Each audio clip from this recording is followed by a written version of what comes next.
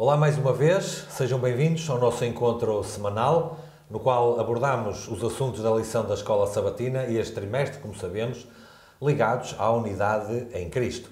Esta semana nós vamos falar de algo potencialmente divisório, mas que nos deve ensinar de como devemos eliminar aquilo que nos divide e nos concentrarmos nas razões pelas quais temos, doutrinárias, de princípios e até administrativas, que devem promover a união dentro da Igreja. Pastor, mais uma vez, seja bem-vindo, que nos vai ajudar e vamos começar com uma oração. Senhor nosso Deus, nós te queremos agradecer porque nos trazes aqui mais uma semana para falarmos acerca destes assuntos das lições da Escola Sabatina. Nós te agradecemos por tudo aquilo que podemos partilhar, por tudo aquilo que podemos aprender, que certamente é benéfico para a nossa vida espiritual e para a nossa caminhada e, enfim, para a nossa vivência, a nossa existência como comunidade, como grupo, como igreja.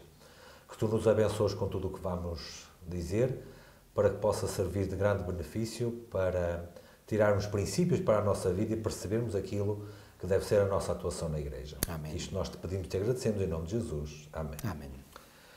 Pastor, o título da lição deixa-nos logo sobre aviso, quando surgem conflitos. O título não diz se surgirem conflitos, o título diz quando surgem conflitos.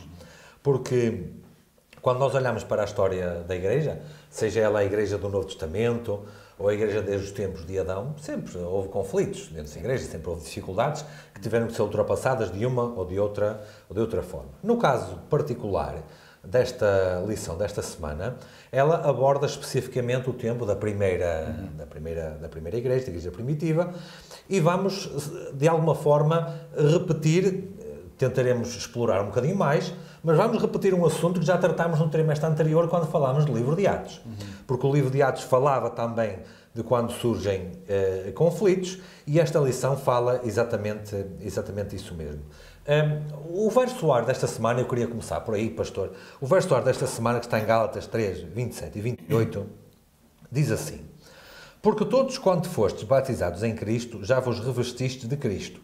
Nisto não há judeu nem grego, não há servo nem livre, não há masculino nem feminino, porque todos vós sois um em Cristo Jesus. Eu tenho reparado, pastor, que este versículo tem sido usado totalmente descontextualizado. O que é que eu quero dizer com isto? E o pastor fará o favor de comentar.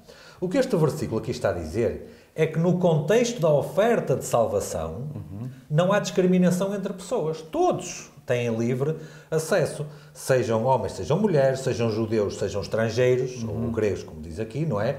E sejam portugueses, brasileiros, dinamarqueses, japoneses, seja lá o que for, é isso que eu entendo aqui.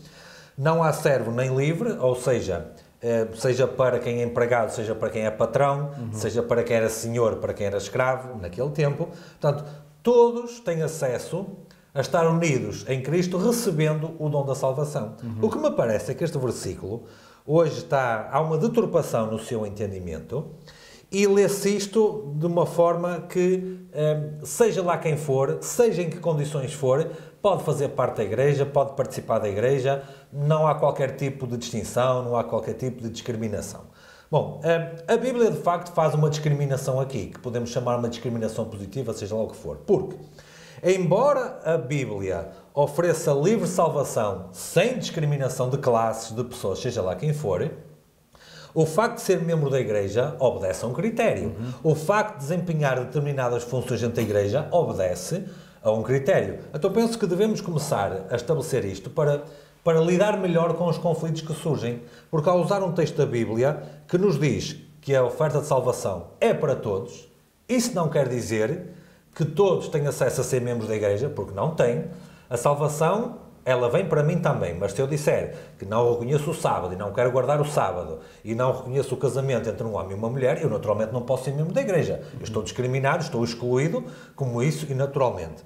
E o mesmo acontece com funções também, porque dentro da Igreja eu não posso ter tudo dentro da Igreja, porque há determinados critérios para definir. Ou seja, é preciso nós estabelecermos bem um princípio bíblico, isto me parece ser agora a primeira base, é preciso nós estabelecermos um princípio bíblico de interpretação da revelação que nós temos, perceber o que é que o texto quer dizer, para não andar a usar erradamente textos bíblicos mal interpretados, numa tentativa de resolver conflitos que no fundo não é por aí que vão ser resolvidos. Bom, Filipe, tu tocaste aí muitos pontos sensíveis. Isto é para ir direto ao assunto. Vou começar por dizer isto. Ao contrário daquilo que nós vimos na lição da semana passada, em que nós falámos nas várias imagens da unidade e nós falámos que nós devemos ceder naquilo que não é princípios nem valores, a lição desta semana já nos leva a um campo em que os princípios, ou seja, a identidade da Igreja ou a sua missão são postos em causa.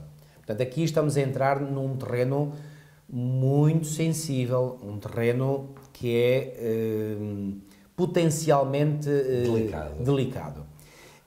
Portanto, aquilo que nós falámos a semana passada, portanto, volto a enfatizar porque temos que fazer aqui esta separação das águas. O que falámos a semana passada, portanto, tem a ver com cedências de gostos pessoais, de... comportamentos que não implicam princípios. Exatamente, de tendências da minha personalidade, portanto, isso aí eu devo ceder em favor da unidade. Agora, nunca poderemos conseguir a verdadeira e genuína unidade da Igreja se pusermos em causa princípios fundamentais. E a identidade e a missão da Igreja são algo muito claro, que está claramente revelado na Palavra de Deus, e infelizmente nós encontramos que, não só hoje, mas também hoje, há pessoas que ousam, eu digo mesmo ousam, e sublinho, ousam pôr em causa, portanto, coisas fundamentais. Bom, isso aí é algo que, como eu já disse e repito, é algo extremamente perigoso. E esses são os conflitos dificílimos de resolver, porque o que é que acontece? Se nós não estamos de acordo quanto à missão da Igreja, se nós não estamos de acordo quanto à identidade, bom, então aí vamos ter problemas gravíssimos, não é? Porque desde logo temos que estar constantemente a redefinir e voltar a redefinir o que é missão e o que é mensagem. Exatamente, porque isso está logo em causa, quer dizer, como é que um exército, por exemplo, pode estar unido se num determinado momento lá os líderes militares dizem que a missão daquele exército é uma e depois logo a seguir dizem que é outra e depois já outra vez quer dizer, isso cria uma confusão enorme. E, portanto, a razão pela qual hoje nós temos grandes divergências dentro da nossa Igreja está pelo facto de que há princípios fundamentais que são postos em causa. Bom, volto a dizer, isto é potencialmente delicado, estes assuntos, mas eu poderia evitar falar destes assuntos, mas a lição fala disso e nós devemos ter a coragem de falar destes assuntos igualmente. Claro que o devemos fazer com o máximo de respeito, de carinho, por todos quantos possam não pensar da mesma forma que nós, mas não podemos evitar de falar destes assuntos. Muito bem. Conflitos sempre os houve. E gosto daqueles textos bíblicos de Eclesiastes 1, 9 a 11, onde o sábio Salomão, que é o autor do livro de Eclesiastes, diz que não há nada novo debaixo do sol. Agora, nós podemos e devemos olhar para aquilo que aconteceu ao longo da história bíblica, quer da Igreja do Antigo Testamento, quer da Igreja do Novo Testamento. Aqui claramente eu falei da Igreja do Antigo Testamento, porque era um povo, não é? Aliás, Apocalipse 12 até nos dá a imagem de uma mulher representando o povo de Deus, quer no tempo do Antigo Testamento, quer no tempo do Novo Testamento. Portanto, a Igreja, a história bíblica, aliás, mostra-nos claramente que a Igreja, ao longo da sua história, sempre viveu conflitos. E hoje não é diferente. Portanto, nesse aspecto, até nem deveríamos estar a estranhar de hoje termos conflitos no nosso meio, porque sempre os houve. Mesmo na Igreja primitiva, que foi uma Igreja, entre aspas, ideal, não foi 100% ideal, mas foi o melhor que já houve. Foi o melhor que já houve. Mesmo aí houve conflitos, houve divisões, houve problemas. Por exemplo, nós lemos a primeira epístola que Paulo escreveu à Igreja de Corinto e vemos que a Igreja estava cheia de problemas. E mesmo aqui a lição fala das questões étnicas, também exatamente. Dos não circuncidados, por exatamente. exemplo. Portanto, a Igreja confrontou-se sempre com conflitos. Agora, o que nós podemos e devemos fazer hoje é olhar para o passado, portanto, para a história que está registada nas páginas da Sagrada Escritura e aprender da forma como a Igreja resolveu esses conflitos.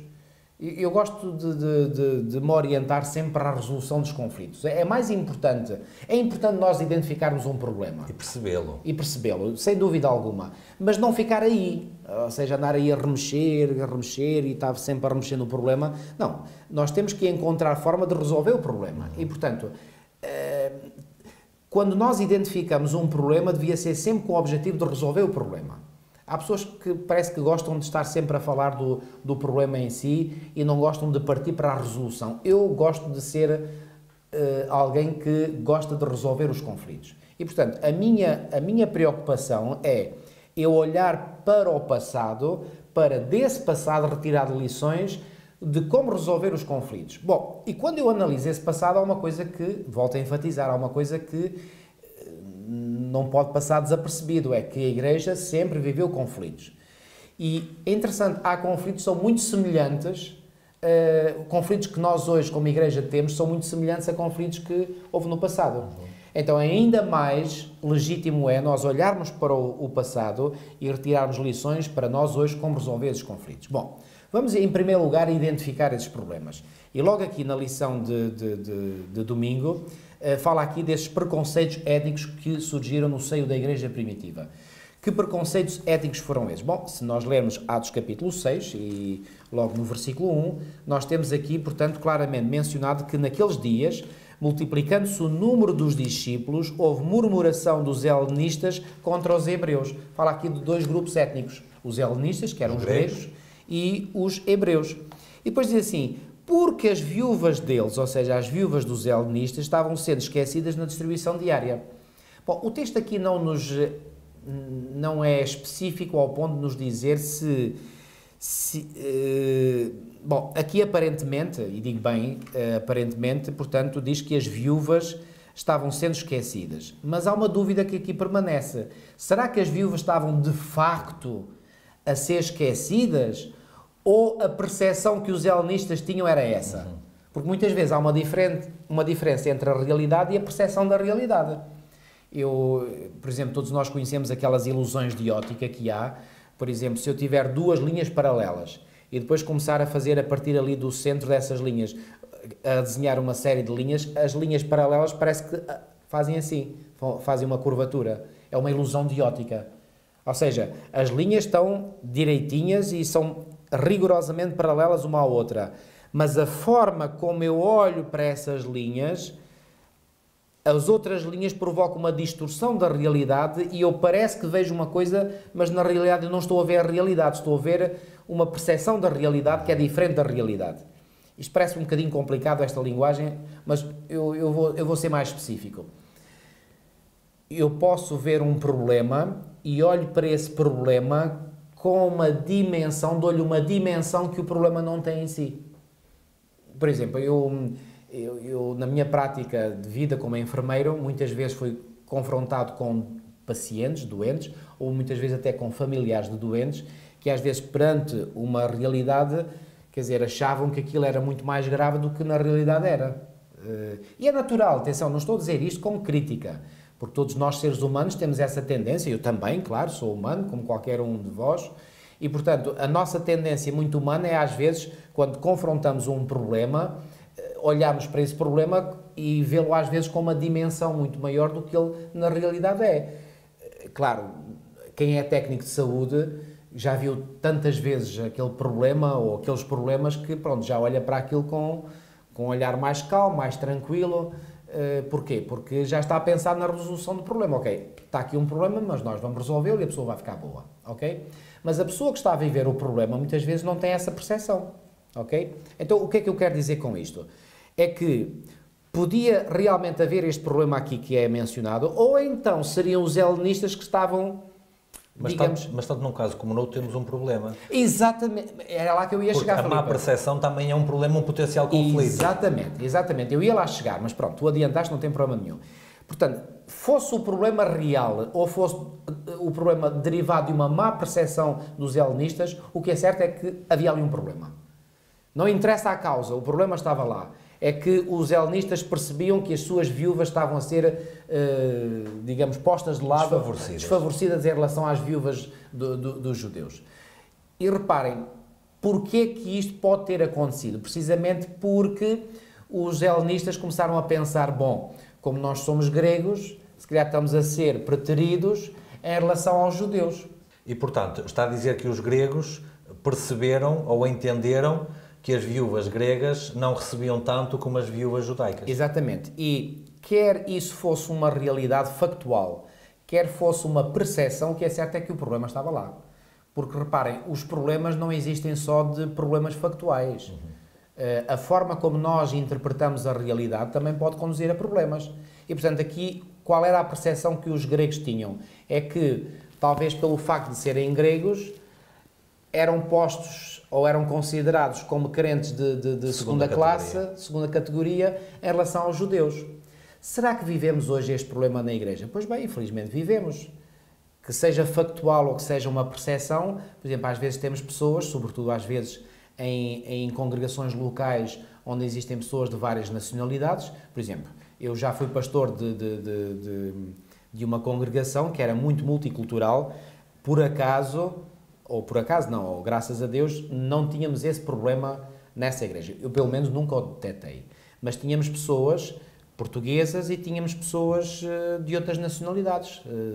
Por exemplo, tínhamos muitos irmãos do Brasil, tínhamos irmãos dos PALOP, dos países africanos de língua oficial portuguesa, e poderia acontecer que alguns pensassem que os portugueses são considerados de primeira classe relativamente aos estrangeiros. Nunca vi esse espírito. Graças a Deus sentíamos, portanto, que éramos uma comunidade toda unida. Mas isso pode acontecer. Às vezes a pessoa pensar, olha, por eu ser desta nacionalidade, sou considerado de segunda classe em relação ao outro que é de outra nacionalidade. Por eu ser desta raça, sou considerado de segunda classe em relação àquele que é de outra raça. Isto pode acontecer. Não deveria acontecer, mas muitas vezes acontece. Ainda para mais numa igreja que está presente em 200 países, com pessoas tão diferentes. Exatamente. Culturalmente, linguisticamente, quer dizer, tantas diferenças. Mas é a minha convicção que muitas vezes os problemas existem mais da percepção e não da realidade. Porque muitas vezes, por exemplo, a percepção que há, por exemplo, deixem-me falar claramente do racismo. A percepção que algumas pessoas têm do racismo, às vezes é porque essas pessoas foram educadas num ambiente que os minimizou tanto que muitas vezes pensam que não são devidamente valorizados. E qualquer coisinha que aconteça, identificam logo como aquilo. Exatamente. E pensam que, por exemplo, vamos imaginar, pronto, eu sou da raça que sou e estou a falar com uma pessoa de outra raça, eu digo, irmão, você não agiu bem. E essa pessoa pode naturalmente pensar, olha, ele está-me a criticar porque eu sou diferente, de raça diferente, quando não tem nada a ver com isso. E, portanto, devemos ter igualmente a percepção que, às vezes, essas críticas podem surgir não como coisas reais, mas como percepções diferentes que possam ter. Bom, aqui, será que isto aconteceu com os gregos? Será que não? Nós não sabemos ao certo. O que é certo é que isto foi um problema que não passou despercebido pelos apóstolos. Ou seja, eles disseram, não, vamos tratar o assunto. Tratar o assunto. Não seja, podemos pastor, permitir mais que este espírito de suspeição, este mal-entendido, continue na igreja. Ou seja, vamos resolvê-lo. Primeira lição, não varreram o assunto para debaixo do tapete. Exatamente. Enfrentaram o assunto. Gosto muito de uma expressão que é tipicamente ribatejana, de onde são todos os meus ancestrais, que é tomar o touro pelos cornos. Portanto, é encarar o problema de frente e tentar resolver. E foi isso que os apóstolos fizeram. Eles não fizeram que não viam nada, ignoraram. Há aqui uma questão, vamos lidar com ela. Vamos lidar com ela, porque nós não queremos que haja discriminação. Claro. E, portanto, a forma de eles quererem enfrentar o problema até mostra que eles não queriam que houvesse discriminação. Nem pode haver discriminação. Volto a dizer, eu acredito na nossa igreja, este é um problema que, graças a Deus, tem vindo a ser trabalhado, solucionado. Que ninguém pense, eu faço aqui um apelo àqueles que nos possam estar a ouvir, irmão, irmã, não pense que por ser desta nacionalidade, ou desta raça, ou desta condição social, você é discriminado. Muitas vezes essa discriminação está apenas na sua cabeça, pode não existir na realidade, mas seja como for, esteja na cabeça ou não esteja, ou seja factual, o que é certo é que nós, como dirigentes da igreja, temos que enfrentar este problema. E os apóstolos enfrentaram. E, graças a Deus, o problema ficou solucionado. Agora, como é que enfrentaram?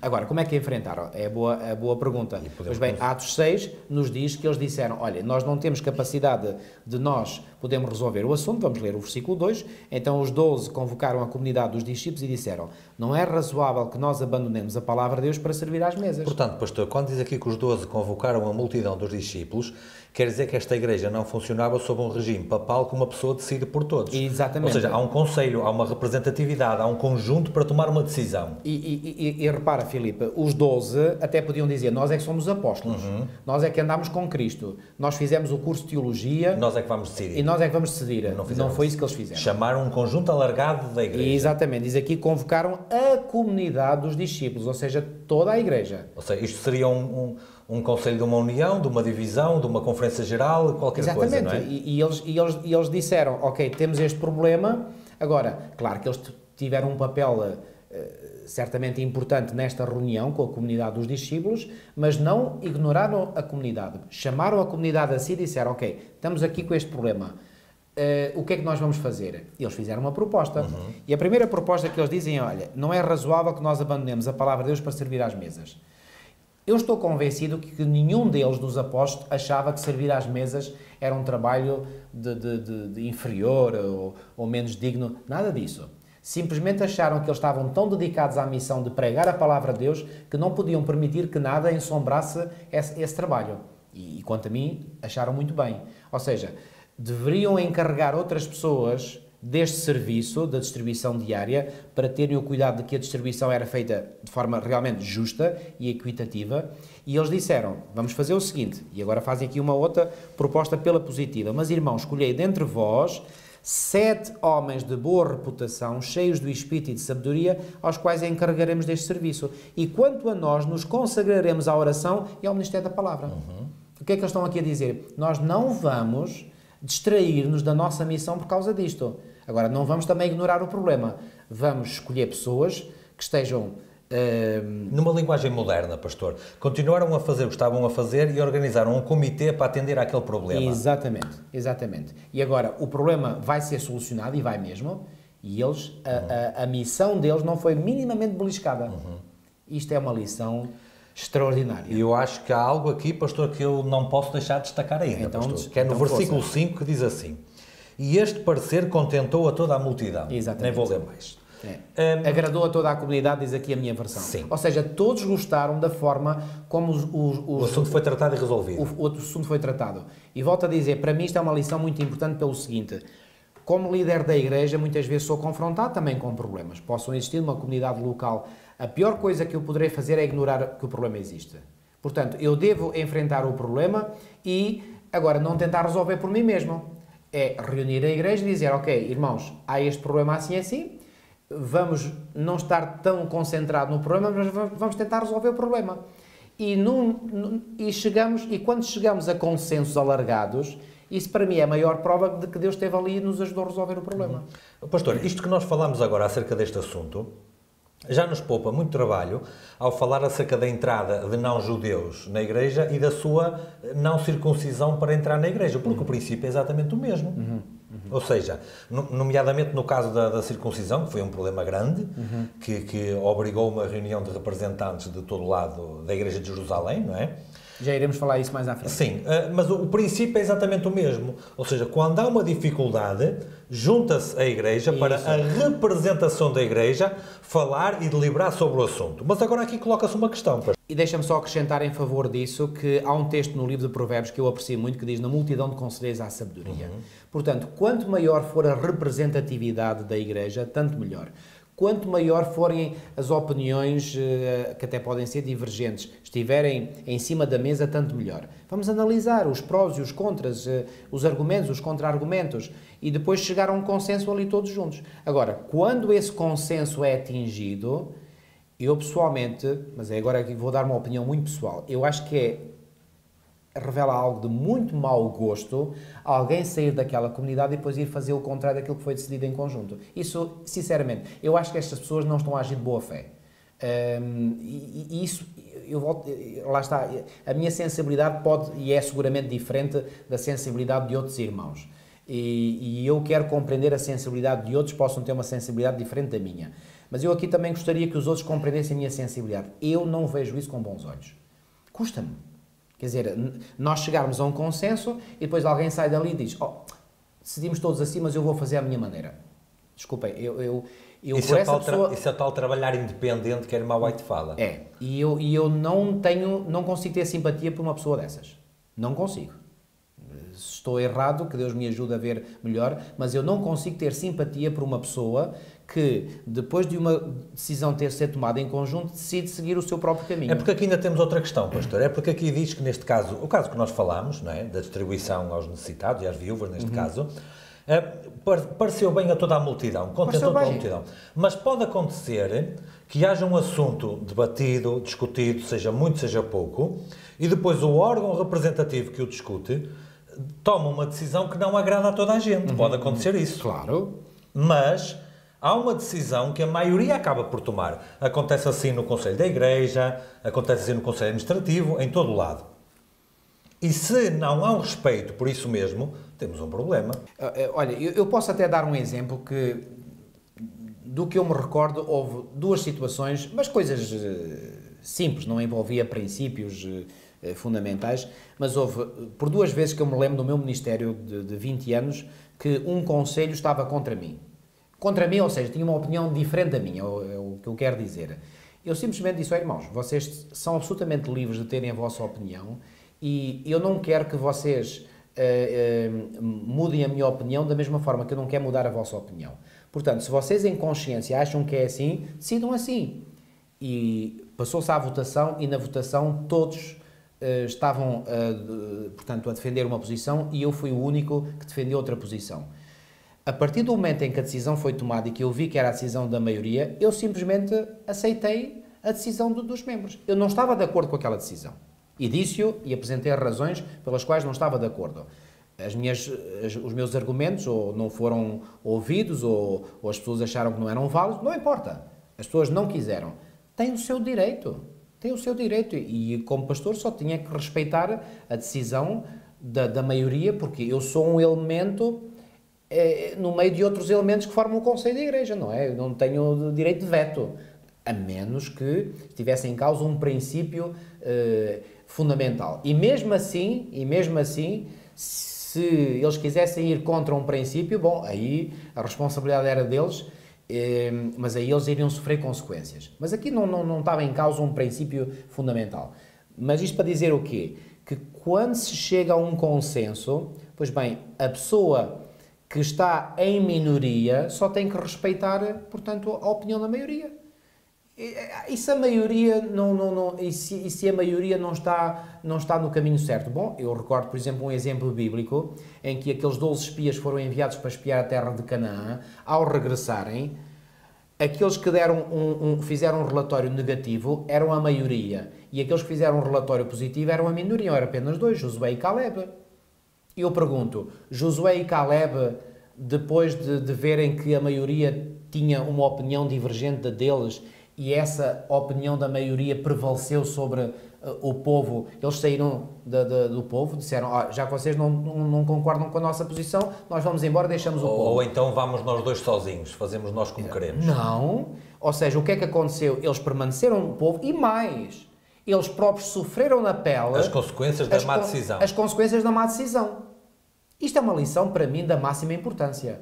Portanto, mesmo que eu veja o meu corpo, a minha congregação local, ou nacional, ou mesmo mundial, tomar uma decisão da qual eu não estou de acordo, eu não ganho nada em estar a lutar contra o corpo coletivo. Não ganho nada. Mas se eu na minha consciência achar, mas a igreja não está aí no bom caminho, olha, o que é que o Senhor fez, por exemplo, com Josué e Caleb? De todos aqueles que eram o povo daquele tempo, nenhum entrou na terra prometida, mas Josué e Caleb entraram. Então, o Senhor beneficiou ou não beneficiou aqueles dois servos fiéis? Só que eles esperaram pelo tempo do Senhor. Esperaram pelo tempo do Senhor. E não resolveram pela própria mão. Ora, aí está. Este é um ponto fundamental. E, portanto, o Senhor lhes deu uma recompensa, e a recompensa foi que eles entraram com o seu próprio pé em vida na terra prometida. E os outros 10 não. E os outros não. Nenhum deles. E o povo, que também se colocou ao lado do relatório dos 10 espias infiéis, ficaram todos pelo deserto. Foi a nova geração em que entrou. Portanto, isto é uma lição muito importante para nós. Agora, voltando a falar aqui dos assuntos que podem dividir, e eu não queria, mas podemos já avançar para o Concílio de Jerusalém, e aqui no Concílio de Jerusalém eles estavam perante um problema teológico. Aqui não era só um problema de viúvas, como era este primeiro problema que nós falámos, aqui havia uma questão de fundo. Uma questão de fundo. Havia aqui, portanto, uma questão teológica em que uns compreendiam a salvação como sendo de uma forma, outros compreendiam como sendo de forma diferente. Mais uma vez, como é que os apóstolos lidaram com a situação? Reuniram o concílio. Reuniram o concílio. E agora vamos aqui discutir entre todos. E entre todos veio luz, e repara, em Atos 15, nós lemos lá, no versículo 2, tendo havido da parte de Paulo e Barnabé contenda e não pequena discussão com eles, resolveram que esses dois e alguns outros dentre eles subissem a Jerusalém. Aos apóstolos, ou seja, antes do concílio se ter reunido em Jerusalém, já tinha havido uma forte discussão. Diz aqui, não pequena discussão. Uma das coisas que eu aprecio imenso na Bíblia é que a Bíblia é transparente. Não está aqui a escamotear as questões. Nem coloca paninhos quentes. Não põe aqui paninhos quentes para a gente ficar com uma boa imagem da igreja primitiva. E repara, Lucas, quando escreveu isto, podia dizer assim, podia pensar assim, eu não vou pôr isto porque depois isto passa uma má imagem. Nós hoje vivemos numa época que eu insurjo muitas vezes contra isso, é a ditadura do politicamente correto. Às vezes não se diz certas coisas que são verdade, porque isso pode parecer mal, pode ferir suscetibilidades. Eu quero lá saber que ferir suscetibilidades. Se é verdade, é verdade. E, portanto, aqui Lucas, ele disse o que é. A verdade não se compadece com os sentimentos. Exatamente. E aqui o que é facto, o que é factual, é que houve uma discussão. E Lucas pôs aqui, não pequena discussão. Cá está, escarrapachado, aqui escrito. E entre os líderes da igreja. Entre líderes da igreja. Mas eu sinto-me enormemente regozijado ao ver que a Bíblia escreve isto, porque isto ainda me leva a acreditar mais que este livro é inspirado. Não está a escamotear a realidade. Simplesmente a Bíblia podia pegar, por exemplo, naquela história de Davi com Batseba e não punha isso, que isso parece mal. Então o líder da nação de Israel agora vai cobiçar a mulher do seu oficial e pior do que isso, vai trazê-la para o palácio e vai para o quarto e tem relações íntimas com ela e vai engravidá-la e depois faz um plano para matar o marido e vamos pôr essa história na Bíblia. Que ofensa! Não, está cá tudo. E por isso é que eu aprecio a Bíblia. A Bíblia é realista. A Bíblia apresenta o que é, a realidade como ela foi. Porque quando nós olhamos para a realidade como ela foi, nós estamos a vermos ao espelho, porque a nossa realidade hoje é a mesma. Não mudou nada, não há nada de novo debaixo do sol. Então reparem, o que é que houve aqui? Uma grande discussão. E depois lá no concílio? Chegaram lá e todos se entenderam perfeitamente. Bom, não é isso. Porque mais à frente, diz no versículo 6, então se reuniram os apóstolos e os presbíteros para examinar a questão. Havendo grande debate, Pedro tomou a palavra e lhes disse, irmãos, vós bem sabeis que desde há muito Deus me escolheu dentre vós para que por seu intermédio tal. Havendo grande debate, eu pergunto, se houve grande debate, isso quer dizer que estavam todos de acordo uns com os outros? Não, havia várias posições que eram acerrimamente defendidas por cada uma das partes. Exatamente, pelo menos duas posições. Duas posições em conflito uma com a outra. E por isso é que houve grande debate. Eu nunca vi, ainda nos dias de hoje, haver um grande debate quando estão todos de acordo. Isso é um grande consenso, não é um grande debate. Isso é um grande consenso, exatamente. Não um grande debate. Debate posições diferentes. Quando há posições diferentes. Então o que é que isto mostra? E posições que muitas vezes uma tem que excluir a outra, forçosamente. Exatamente. Então o que é que isto mostra? Que os delegados que se reuniram no concílio em Jerusalém tinham posições diferentes, tinham compreensões diferentes. Mas qual foi o resultado deste concílio? O resultado deste concílio é que eles chegaram a um consenso. E quando chegaram a esse consenso, a decisão do concílio foi comunicada para todas as igrejas e todos se predispuseram a aceitar esse consenso. Mesmo, porventura, não estivessem de acordo com a conclusão à qual se chegou. Exatamente. Uma das coisas que eu vejo na nossa igreja e que me custa aceitar, e volto a dizer, isto mexe comigo, é, por exemplo, e vamos falar muito abertamente, uma das questões que mais divide a nossa igreja atualmente é a questão da ordenação da mulher ao ministério. E isto já foi discutido em 3 sessões da Conferência Geral, em 3 concílios. E mesmo assim, há líderes, há pessoas que não concordam com a decisão da igreja e querem fazer à sua maneira. E volto a dizer, isto mexe comigo. que eu não consigo sentir simpatia por estas pessoas. Atenção, não é que eu não a respeite, eu quero respeitar a todas as pessoas, mas eu não consigo sentir... Estamos a falar da posição assumida. Estamos a falar, exatamente, eu não consigo sentir simpatia por pessoas que, perante um voto da Igreja Mundial, acham que têm legitimidade para ir contra esse voto. Isto é de uma arrogância, isto é de um espírito de rebeldia que não há palavras para descrever isto. E recentemente, há cerca de um mês, houve um concílio anual da nossa Igreja. E porquê é que houve necessidade de se discutir essa questão que foi falada, foi o principal item da agenda deste concílio anual há cerca de um mês atrás? Porque, apesar dos votos da Igreja, há entidades, há indivíduos que acham-se no direito de poder fazer contrariamente àquilo que a Igreja decidiu. Desde logo é antibíblico. Isto é antibíblico. Isto quer dizer, reparem, mesmo que não estejam de acordo, respeitam a decisão da maioria. Respeitam a decisão da maioria. Quantas vezes já me aconteceu eu também não estar de acordo com determinada prática, mas se a Igreja concorda, eu aceito, pronto. E Deus lá está para clarear as coisas. Volto a mencionar o caso de Josué e Caleb, eles estavam até em minoria. Estavam em minoria. Aqui é o caso de que aqueles que estão em minoria querem, portanto, no fundo, eles criticam a Igreja de querer impor a vontade da Igreja a eles e clamam por liberdade de consciência, e é verdade que cada um tem liberdade de consciência, mas no fundo o que é que eles estão a fazer? Querem, como minoria, impor à Igreja o seu ponto de vista. Isto é detestável. Isto é simplesmente detestável. E, portanto, a Igreja tem legitimidade para usar mecanismos para disciplinar aquelas pessoas que não estão de acordo com a decisão da Igreja. E repara... Ou pelo menos que vão contra essa decisão. Podem até não estar de acordo. Podem não estar de acordo. Mas que vão contra uma decisão votada, legitimada e com toda a autoridade que a Igreja concede. Exatamente. Agora, reparem, alguns dizem, por exemplo, que esta questão que tem dividido a Igreja, reparem, não estamos aqui a falar de um assunto que seja... Não, se fôssemos a esconder que tem dividido a Igreja, estávamos a fazer o contrário daquilo que a Bíblia faz. Exatamente, e portanto, creio que devemos ter à vontade para falar destes problemas que nós temos, e tanto mais que isto é público, isto claro. É público. Ainda o último concílio anual foi transmitido pela internet para todo o mundo, para toda a Igreja. E todos os documentos deste grande debate são públicos para quem quiser público. Ver. Está tudo, e é uma das coisas que eu aprecio na minha Igreja, é, portanto, a transparência, total transparência. Repara, podiam ter decidido, não, isto é um assunto potencialmente divisivo, vamos falar só isto entre nós. Não aconteceu isso. Não, foi exatamente o contrário. Exatamente o contrário. Estão lá as câmaras, estão a focar aqueles que vão falar, nós ouvimos os argumentos pró, os argumentos contra... Tudo foi falado... E até as próprias atas são públicas, que eu já as consultei também. Tudo. Transparência total. Eu gosto disto. Eu aprecio isto imensamente. E me dá a possibilidade de ver também, conhecer os argumentos de uns e de outros. E depois também de fazer da minha própria análise. Portanto, isto é muito positivo. E, portanto, o que é que eu quero dizer com isto? Em assuntos potencialmente divisivos, nós deveríamos ter a mesma coragem que os apóstolos tiveram no passado. É de levar isto à discussão, ao conjunto, e depois, não esquecer isto, depois de, no conjunto, se ter chegado a uma conclusão, respeita-se essa conclusão.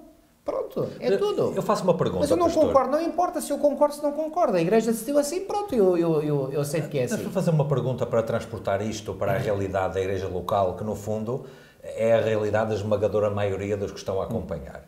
A nossa Igreja local também tem os seus diferentes níveis de organização, digamos assim, não é? Tenho o pastor e o Conselho de Anciãos, tenho o Conselho de Igreja e tenho o Conselho Administrativo, que são os membros todos, cada um com as suas competências e atributos devidamente diferentes. Nós temos comissões preparatórias, temos comissões de nomeações para nomear os oficiais da Igreja, que toda a gente, genericamente, sem ser no detalhe, mas grosso modo, sabe como funciona e sabe qual é a sua intervenção pessoal nisso mesmo. Em qualquer desses níveis há decisões que são tomadas. Claro. E a partir do momento que essa decisão é tomada, vamos supor numa reunião administrativa, é tomada uma decisão sobre o assunto X. E há 70% dos irmãos que são a favor e 30% que são contra. Se 70% são a favor e o assunto foi explicado, quem queria falar falou, expôs a sua posição, chega a altura de votar, 70% é a favor, quer dizer que isso vai em frente. Agora vamos imaginar que aqueles 30% que são contra, fazem tudo para prejudicar que isso vá em frente. Vamos imaginar que isto acontece na igreja local. Isso é um espírito... O que é que vai acontecer à igreja local? Não vai funcionar. Claro. Não vai funcionar. É bem impossível. E o contrário ainda é muito pior. Exatamente. O contrário, se 70% diz que não deve acontecer e os que dizem que querem que aconteça vão e fazem de toda a maneira, o que é que vai acontecer à igreja local? Exatamente. Como é que ela vai funcionar? Ora, se na igreja local isso não acontece... Ora, se um exemplo de disrupção e de perturbação destas vem dos mais altos níveis da Igreja, o que é que o membro comum vai pensar daquilo que pode ou não pode fazer dentro da Igreja? Pois claro. Portanto, tem que haver ordem, tem que haver decência, tem que haver respeito por aquilo que, no fundo, não é a vontade de uma pessoa, é a vontade de uma Igreja no coletivo, dentro daquilo que são as normas administrativas previstas para o funcionamento da Igreja. É isto que eu vejo aqui no Concílio de Jerusalém. Exatamente. É isto que eu vejo aqui nas outras questões que nós falámos. Então, por que razão deveria ser diferente hoje? Exatamente. Volto a enfatizar, houve grande debate no Concílio em Jerusalém, houve Grande debate. Mas depois desse grande debate chegou-se a um consenso. E esse consenso foi enviado para todas as igrejas. E a partir daí, dá a impressão, não temos aqui grandes... Não se levou uma segunda ou terceira vez para votar? Não. Estava votado, estava decidido. E, portanto, aquilo que me incomoda hoje, volto a dizer, é ver este espírito de rebelião, que eu considero que é muito semelhante ao espírito de rebelião que Lúcifer manifestou no céu, que é de estar a fazer oposição a todo o custo. A todo o custo. Dá-me a impressão que as pessoas são guiadas por este princípio. Enquanto a minha vontade não for feita e reconhecida, eu não vou desistir. Eu vou continuar a lutar. Isto é espírito de pura rebeldia. Pastor, eu posso citar o exemplo que o pastor citou, que já pensei há pouco, e apenas agora pincelando os aspectos principais. Quando foi a rebelião de Lúcifer no céu, claro que Deus não atirou o assunto para debaixo do tapete. Sim. Deus tratou o assunto. Exatamente. E uma das primeiras medidas que ele faz, e estamos a falar antes da criação de Adão e Eva. Certo. Uma das primeiras medidas foi reunir toda a gente. Exatamente. Chamou toda a gente Todos os anjos, e enfrenta toda a gente, porque ninguém foi excluído. Naquele tempo ninguém ficava doente, ninguém tinha atestado médico para faltar. Enfrenta toda a gente, apresentou as razões pelas quais seu filho deveria ser honrado tal e qual como o próprio Deus. Exatamente. E toda a gente ouviu. E a irmã White diz que até o próprio Lúcifer se convenceu que aquela argumentação estava correta. Pois. E estava mesmo. E estava correta. E ele convenceu-se. Ele sabia que não tinha razão. Ainda assim, insistiu em fazer conforme queria. É, exatamente. Ora, não e aí foi o grande problema. Porque Ellen White diz, por exemplo, se Lúcifer, já nesse processo de rebelião, tivesse reconhecido o seu erro... Seria restituída à sua posição. E tivesse, portanto, dado a mão à palmatória, certo, seria restabelecido na sua função. Claro. Isto é incrível.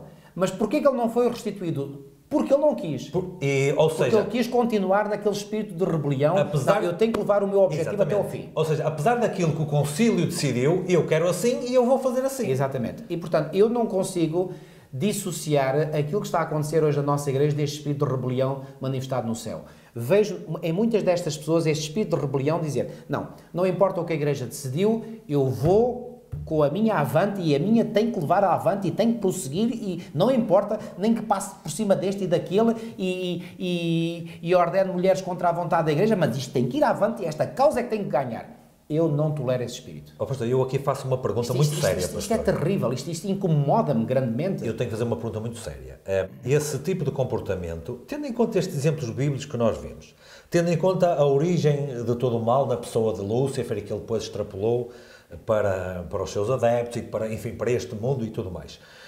Esse tipo de comportamento, no fundo, não é lutar contra os líderes da igreja, é lutar contra o próprio Senhor da igreja. É lutar contra o próprio Deus, sim senhora. Porque se Deus tem a sua igreja ordenada, exatamente, com decência, conforme ele indicou que deveria ser, até o mundo secular reconhece que a organização da nossa igreja é das melhores que há. Nem é preciso o próprio Deus reconhecer isso, até o mundo secular reconhece isso. Mas quando nós cá dentro temos este tipo de postura e de comportamento semelhante ao que Lúcifer teve, diferente da origem da igreja cristã, bom, isto aqui chegará a uma altura que Deus resolverá o assunto pelas próprias mãos, estou convencido. Vai. E nós temos exemplos, para além da revolta inicial de Lúcifer no céu, nós temos, por exemplo, aquela rebelião de Datã, Coré, Abirão, etc. E os rebeldes nunca saíram bem. Aparentemente pode ser que eles têm espaço de manobra, porque Deus, na sua misericórdia e na sua tolerância, Ele vai tolerando essas pessoas. E, portanto, mas chega um momento, o que é que aconteceu, por exemplo, nessa revolta? O chão abriu-se e acabou. Ponto final, parágrafo. Está resolvido o espírito de rebelião. E eu não sei o que é que Deus vai fazer no futuro, mas não sabemos, nem nos compete. Não é? Deus me livre. Deus, Deus é soberano e Ele é que sabe como fazer. Mas que eu acredito que se este espírito de rebelião persistir, Deus vai intervir e vai intervir fortemente e duramente contra os rebeldes, isso eu não tenho a menor dúvida. E normalmente, porque Deus não muda, Deus usa sempre o mesmo modus operandi. E normalmente quando Deus faz isso, em pouco tempo, resolve coisas que andámos anos a discutir. Exatamente, resolve num instante. Porque é um espírito terrível, E claro, este espírito, quando abrigado, isto é um cancro para a unidade da Igreja, é um cancro. É um cancro maligno, não é um cancro benigno. Aliás, a demonstração é, no caso concreto que estamos a falar, há quantos anos não andámos aqui de volta disto. Aliás, curiosamente, o pastor fez referência ao concílio que aconteceu há um mês atrás, não é? Houve um interveniente, lá está, um dos representantes da Igreja, tal e qual como aconteceu aqui, que disse algo muito interessante, portanto, está gravado, se não citar as exatas palavras, foi isso que ele quis dizer. Quando chegar, há algumas semanas atrás, o pastor Mark Finley esteve lá no nosso país a fazer uma campanha, um programa que batizámos milhares de pessoas.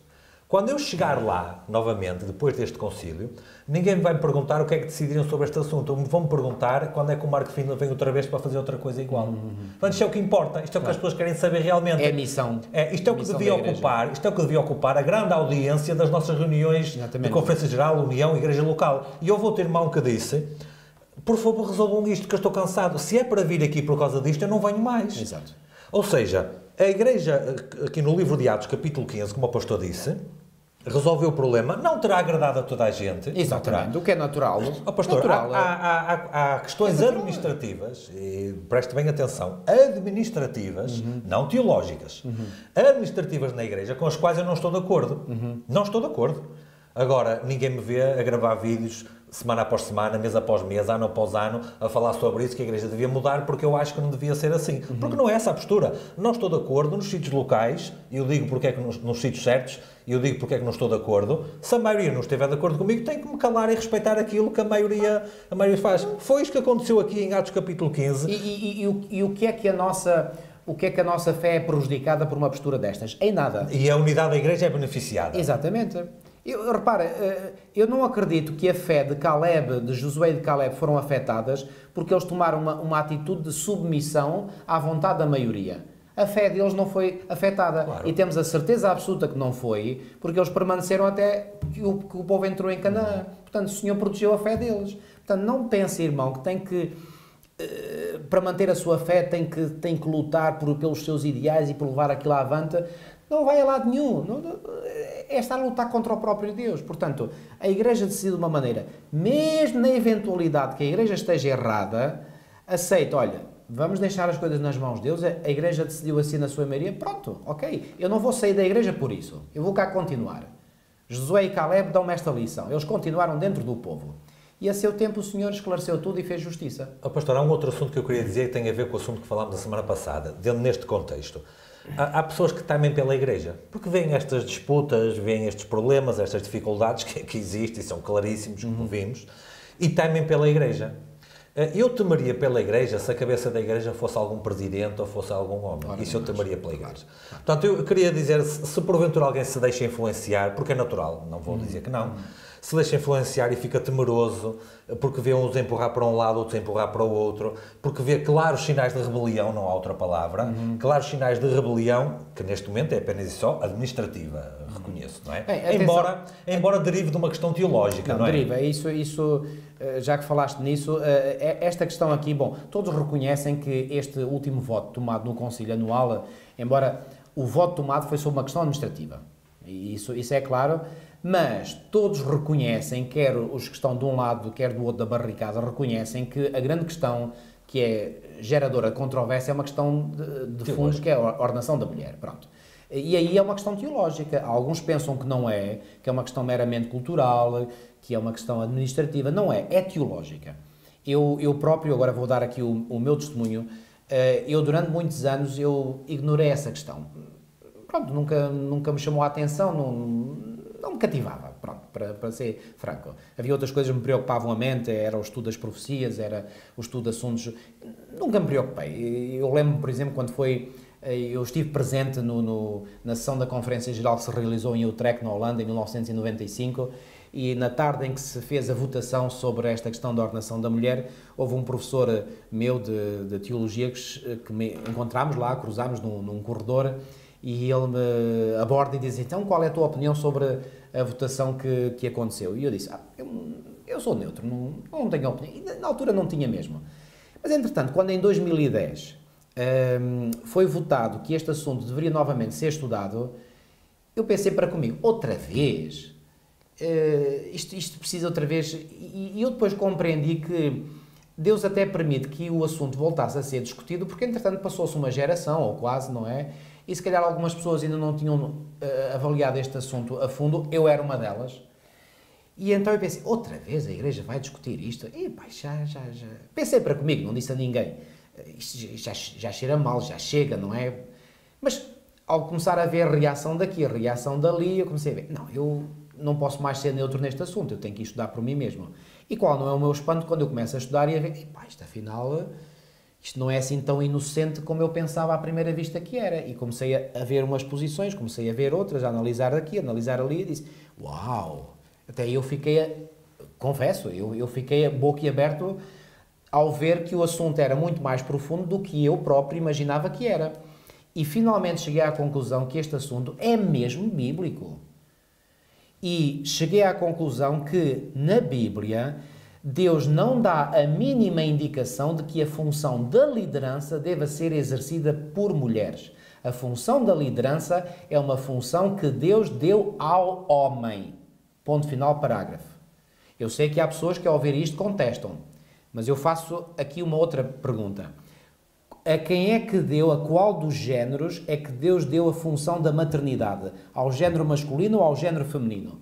Bom, ninguém com o mínimo bom senso se atreve a dizer o contrário do óbvio. E ninguém acha que os homens são discriminados por causa disso. Exatamente. Imagina que eu agora dizia assim, eu fui discriminado, eu não posso engravidar, não posso gerar filhos, quer dizer, seria um louco. Isso não seria bíblico, seria a teoria da ideologia de género. Pois, isso. claramente. Ou seja, Bíblia, zero. Ou seja, Deus criou as coisas como criou e nós temos que respeitar aquilo que Deus criou. Claro. As funções que Deus determinou. Deus deu a função da maternidade à mulher, ponto final. É ela que gera os filhos, as crianças são geradas no seu ventre, não é no ventre do homem, é no ventre da mulher.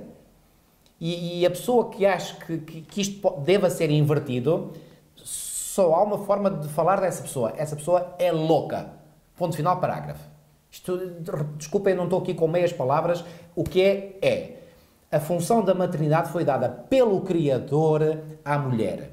Da mesma forma, isso já não é tão óbvio, porque não é biológico, não é como é a função da maternidade, mas biblicamente é muito claro que a função da liderança Deus deu ao homem.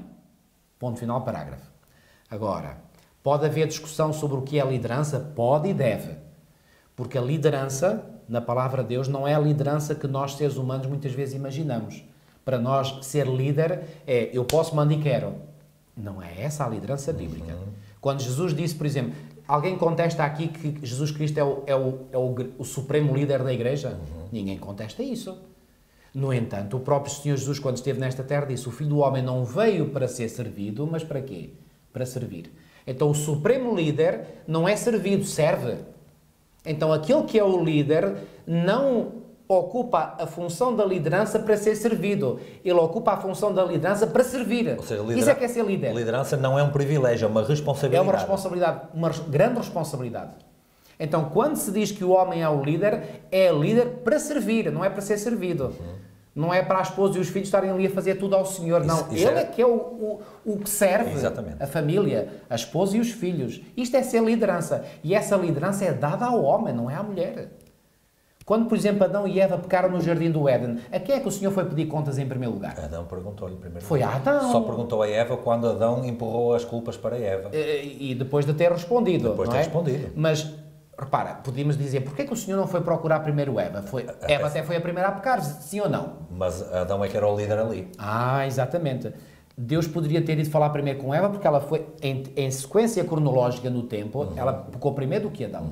E, portanto, o Senhor deveria ter falado com Eva. Não, primeiro vai falar com Adão. Porquê? Ensina-nos aqui uma lição. Ele vai falar com o líder, com aquele que dá a voz, com aquele que tem palavra. Se há um problema na minha igreja local, quem é que vai... E há um problema, temos um problema na comunidade onde estamos inseridos, há ali um problema qualquer, mete polícia, mete autoridades, quem é que eles vão procurar? O líder da igreja. Eu tenho que dar a cara. Não vou dizer, eu não quero meter-me nisto e tal, eu vou escolher um irmãozinho, ele que dê a cara. Não! Eu sou o líder da igreja, sou eu que tenho que dar a cara. Da mesma forma, o Senhor vai pedir contas a Adão porque ele é o líder da sua família. Ele é que tem que responder em primeiro lugar. Claro, o Senhor depois interpela a Eva também, mas primeiro foi o líder. Porquê que nós, por exemplo, quando lemos a descrição na Bíblia do pecado de Davi, porquê que não fala do pecado de Batseba? Só fala do pecado de Davi. Será que Batseba não pecou? Claro, pecou. Mas porquê que não se fala do pecado dela? Porque se fala do líder. Não só Davi era o rei, mas era homem. E, portanto, tinha uma maior responsabilidade. Portanto, a liderança, como tu disseste, não envolve tanto privilégio, envolve responsabilidade. Portanto, a maior responsabilidade é do homem. E eu vou dizer uma coisa muito claramente. Podem contestar-me, podem não estar de acordo. A razão principal porque nós temos chegado ao momento em que chegamos é porque os homens estão a admitir da sua responsabilidade de homens. Não estão a assumir aquilo que como homens deveriam assumir. Porque se os homens assumissem a sua responsabilidade na sociedade, na família, na igreja, não tínhamos chegado ao estado em que nós estamos hoje. Agora, ser líder é assumir responsabilidades. E deve assumir as responsabilidades. Isso é ser líder. E esta responsabilidade Deus a pede em primeiro lugar ao homem, não à mulher. Isto é claríssimo como água. Então, agora, com a responsabilidade, quer dizer, se eu tenho a responsabilidade, então eu também devo ter um privilégio, porque, quer dizer, uma coisa vai com a outra, não é? Porque, reparem, se me disserem, tu és homem, mas não tens essa responsabilidade, bom, então eu demito-me da responsabilidade facilmente. E passo a bola, passo a expressão, passo a bola para a mulher, porque a mulher é, não, eu não posso fazer isso. E, portanto, quando nós analisamos as coisas de um ponto de vista bíblico, por exemplo, há um texto muito claro, eu não sei como é que até teólogos dentro da nossa igreja escamoteiam este versículo. Eu sei, ou quero imaginar, porque não lhes convém. Ou então fazem um uso hermenêutico diferente daquele que nós consagramos como... Podemos tocar um bocadinho nesse aspecto também, mas em 1 de Coríntios, no capítulo 11, no versículo 3... Nós lemos aqui porque hoje em dia eu ouço alguns dizerem assim, há pessoas que defendem o conceito do headship. Headship é uma palavra em inglês, significa, portanto, aquele que tem a responsabilidade de liderança. Ser a cabeça. Não há um termo português para traduzir headship. Mas... Seria o cabecilha, mas a conotação não é cabecilha muito boa. Não é boa conotação. Tem a conotação de bandidagem, etc. Não é boa conotação. Portanto, é ser o líder, ser a cabeça, não é? Portanto, headship é isso. Esse conceito de headship está claro neste versículo. Não há aqui a menor dúvida. Diz aqui, 1 Coríntios 11:3, quero, entretanto, que saibais, reparem, Paulo aqui é claro, é perentório, que saibais ser Cristo a cabeça de todo o homem.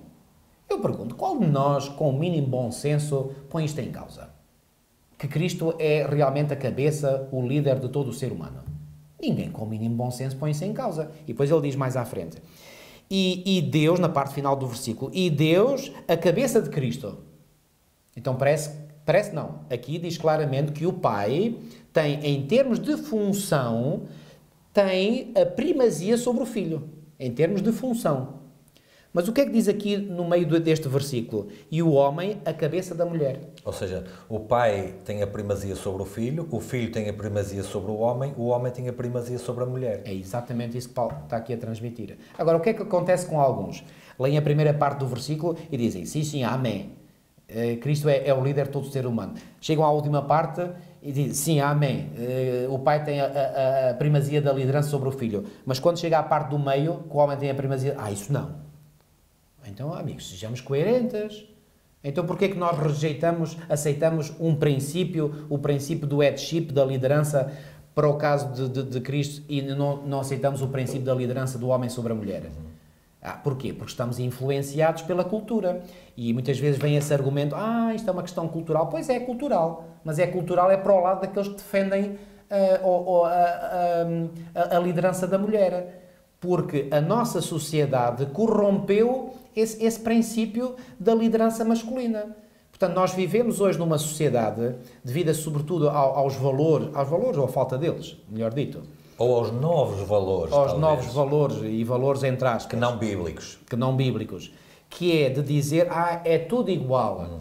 E faz como que uma tábua rasa, é tudo igual, não há diferenças entre géneros, não há diferenças de funções entre homens e mulheres, não há funções entre liderados e líderes, não há diferença entre senhores e escravos, isso acontece não há diferença nenhuma. Porque o assunto se centra nos direitos e não nos deveres. Pois, se falassem nos deveres, a conversa já não é exatamente. assim. E depois é tudo tábua rasa. Bom, sabemos que não é assim, não é assim, nem pode ser assim. Portanto, há aqui uma hierarquia de funções. No seio da própria divindade há uma hierarquia de funções. E mais, quando nos é dito no livro de Gênesis que Deus criou o homem à imagem, à sua imagem e semelhança, até a semelhança com esta hierarquia de funções foi transmitida para o par criado. Porque reparem, assim como na divindade há uma hierarquia de funções, o Pai exerce comando sobre o Filho e o Filho exerce comando sobre o Espírito Santo. Ok? Da mesma forma, este modelo foi transmitido à raça humana. Ou seja, esta imagem, esta semelhança de como as coisas funcionam na divindade foi transferido para a raça humana, e aqui também a mulher submete-se ao homem e o homem submete-se a Deus. Portanto, há aqui a mesma hierarquia de funções. Eu quero sublinhar disso. Certo. De funções. Claro. Não estamos aqui a falar de diferenças de valor ou de dignidade. Reparem, não há nenhuma diferença entre a dignidade do Pai e a dignidade do Filho ou a dignidade do Espírito Santo. Nenhuma. Todos têm o mesmo valor e a mesma dignidade. Da mesma forma que, por exemplo, quando no verso áureo da lição desta semana, fala lá das condições da salvação, da dignidade do homem ou da mulher aos olhos de Deus. Não há diferença alguma. Nenhuma. Reparem, o homem e a mulher têm o mesmo valor aos olhos, o mesmo valor aos olhos de Deus, a mesma dignidade, mas não as mesmas funções. E é aqui onde muitos erram. E a função da liderança não foi dada aos dois, foi dada ao homem. Ou seja, sendo este um assunto teológico... É teológico. O facto de haver uma diferença teológica, ela foi debatida e foi esclarecida ao nível administrativo. Exatamente. E houve comissões. Filipe, este assunto está a ser discutido na nossa igreja há décadas. Milhares de páginas. Há décadas. Agora, já correram rios de tinta sobre isto. O problema do conflito, para além da diferença teológica, é que há um desrespeito pela ordem administrativa dentro da nossa igreja. Exatamente. Então a minha pergunta é: onde é que vamos parar, pastor? Bom, onde vamos parar é o seguinte, é muito simples, e tenho pena de não ter trazido comigo o livro Eventos Finais, mas procure. Livro Eventos Finais, no capítulo 12, e o capítulo 12 tem como título A Sacudidura.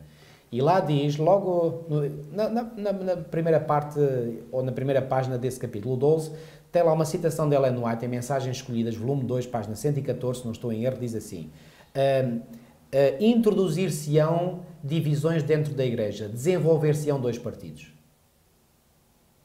Ou seja, não apenas está tudo previsto, como está tudo debaixo do controle de Deus. Tudo.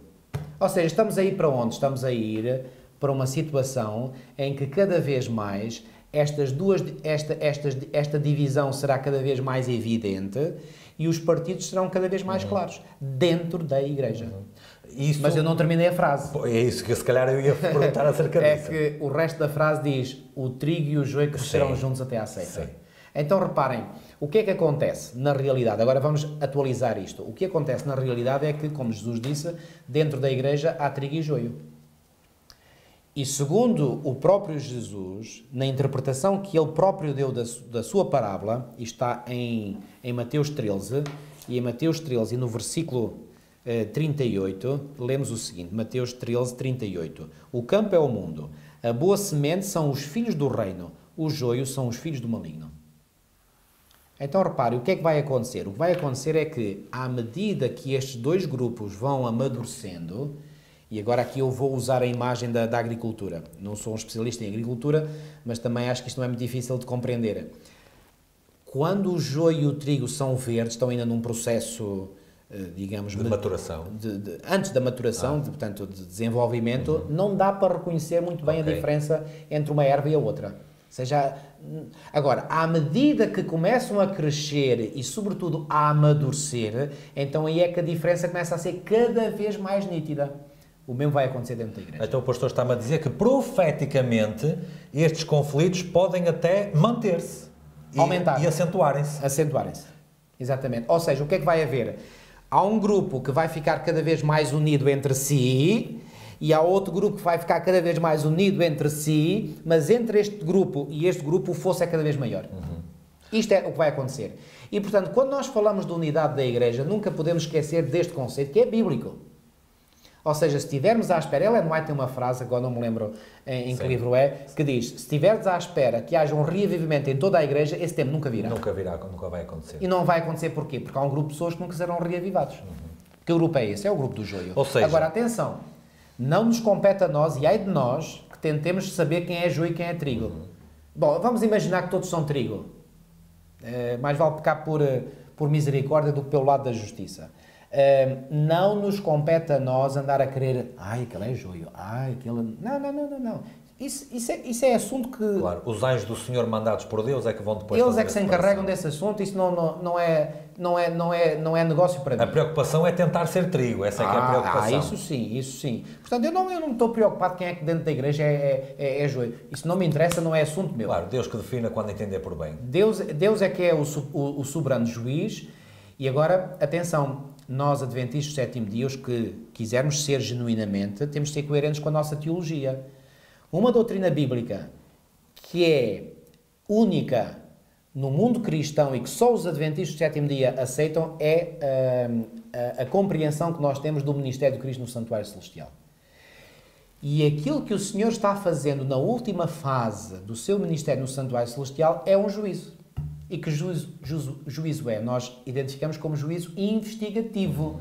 O que é um juízo investigativo? É um juízo que pressupõe uma investigação. Aquilo que ele fez no Jardim do Éden, apurar os factos. Exatamente. E investigação a quem? Investigação aos arguidos. Claro. Obviamente. E esse juízo vai determinar dos arguidos quem é que é inocente e quem é que é culpado. Ou seja, quem é trigo e quem é joio. Exatamente.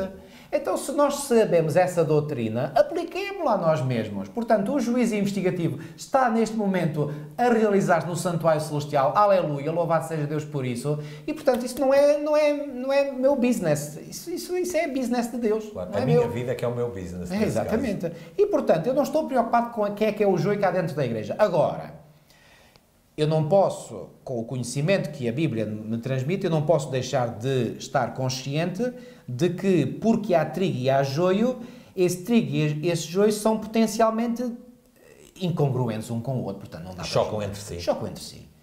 E será que nós podemos explicar estas divisões atuais dentro da Igreja à luz deste paradigma? Eu acho que sim. Oh, pastor, para concluir, não resisto, porque há aqui um título da parte de terça-feira que diz o Espírito está a dirigir. Está a dirigir. E eu não resisto a mencionar aqui aquela frase de Ellen White que ela diz que nada temos a temer quanto ao futuro, a não ser que nos esqueçamos como o Senhor nos tem conduzido no passado. E, portanto, pode haver os conflitos, pode haver dificuldades, só fica surpreendido quem não conhece a Sagrada Escritura, não percebe que isto sempre foi assim. Quer dizer, e ao chegar ao fim do tempo e haver a polarização cada vez maior entre as duas fações... Exatamente.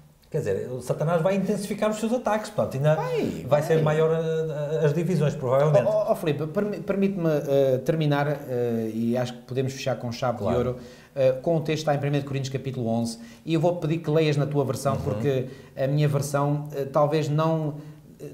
Eu gosto mais de como este versículo está na versão Almeida Corrigida Fiel e também na Almeida Corrigida, que é 1 Coríntios 11:19. Lê, por favor, como é que está aí na tua Bíblia. 11:19 diz: E até importa que haja entre vós heresias, para que os que são sinceros se manifestem entre vós. Essa é a versão que eu gosto, porque a minha diz partidos. Essa fala em heresias. Eu acho que heresias, porque reparem, os partidos, ou seja, as separações, surgem na sequência das heresias, ou seja, as heresias é que estão na origem dos partidos, porque há uma heresia que se introduz dentro da Igreja. Quando essa heresia ganha terreno dentro da Igreja, automaticamente cria uma separação, porque uns são a favor dela, outros rejeitam-na, e aí há uma divisão. Portanto, aqui o apóstolo Paulo até está a dizer, ainda bem que há heresias dentro da Igreja. Imagina o que ele está a dizer, isto parece uma loucura, dito por um apóstolo, inspirado por Deus, não é loucura nenhuma, não. O que ele está a dizer é, venham as heresias, porque as heresias é que vão fazer a triagem, vão mostrar quem são os sinceros. Portanto, podemos aconselhar quem está a assistir que quando se aperceber que há conflitos entre igrejas, estude o assunto. Perceba pela Bíblia o que é que quer dizer. Olha, foi o que eu quis fazer com este assunto. Seja a ordenação da mulher, antitrinitarianismo, santuário, estude pela Bíblia. Qualquer. Perceba o que é que a nossa igreja diz sobre o assunto. E quando eu sei o que a Bíblia diz sobre esse assunto, automaticamente eu fico a saber quem é que está certo e quem é que está errado. E isso é uma casa construída na rocha, saber o que a Bíblia diz. Ora, se é. Pastor, podemos terminar com uma oração? Com certeza. Querido e amado Pai que estás nos céus, obrigado, Senhora, por este momento abençoado que Tu nos permitiste ter aqui de conversa, de reflexão, de estudo da Tua Palavra. E, Senhor, embora este tema seja um tema muito sensível, ajuda-nos, Senhor, a ter o discernimento e a sabedoria que só Tu nos podes dar, Senhor, para que nós, em primeiro lugar, conheçamos a verdade, conheçamos aquilo que a Tua Palavra diz e depois nos posicionemos claramente em favor da verdade. Ó Senhor, tal como acabámos de dizer, os conflitos vão vir. Aliás, eles já existem hoje na tua igreja, remanescente. Mas eles não só existem, eles vão se intensificar.